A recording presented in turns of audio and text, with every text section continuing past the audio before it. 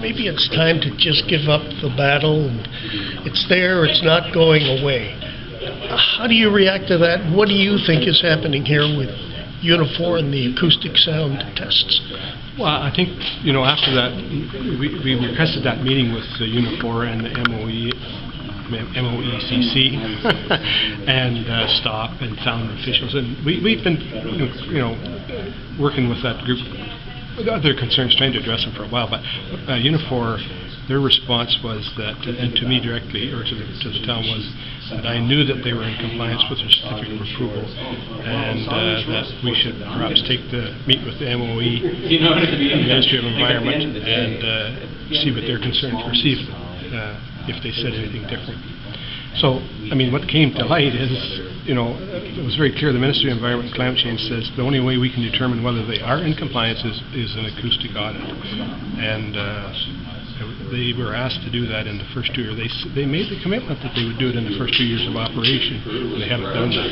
They haven't done it to date. So what's come out of this really is nobody knows whether they're in. They cannot say that definitively whether they're in compliance because an acoustic audit hasn't been completed. That's the request in the motion, is to ask them to do it by September and make the results public so that everybody can know whether they're in compliance or not, because they continue to get complaints. Considering the track record that's gone on, are you confident that that will happen?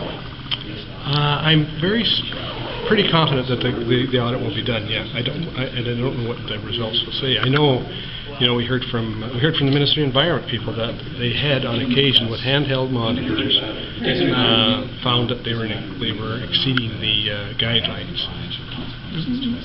Very marginally, mind you, but they were exceeding them. But that is not what they use for compliance. You can stand out there with these handheld monitors.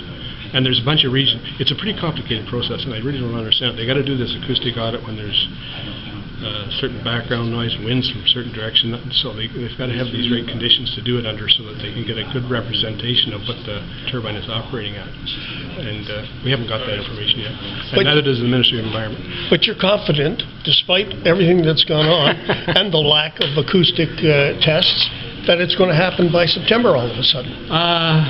Well, they've already tried, and apparently they couldn't complete it in November, and I think what we heard in the meeting with them was the ministry is that they're going to again make an attempt here in March or June or early this spring to try and get it done. And the issue is not going to go away with this council, and we'll be pushing it either with the Ministry of Environment or UNIFOR to make sure that they get the audit done. So I'm confident from that perspective that we'll get it done. If the results come back, maybe I shouldn't say, but hypothetically they come back in compliance, is that it? Do we walk away from the argument? Well, from our perspective, we don't enforce it. That's more information. We would say if there's people still getting or bothered with it, that they continue to make complaints to the Ministry of Environment and UNIFOR, because that's what we say. If you have a complaint, and eventually the Ministry of Environment or the Ministry of Environment looks at the combination of things. That's what he said to us. You can look at complaints. We'll look at complaints. We'll look at handheld monitors, and we'll see whether they are in compliance or not. So. I hope that we can come to a resolve so that the people that are being bothered with this can get some satisfaction. Okay.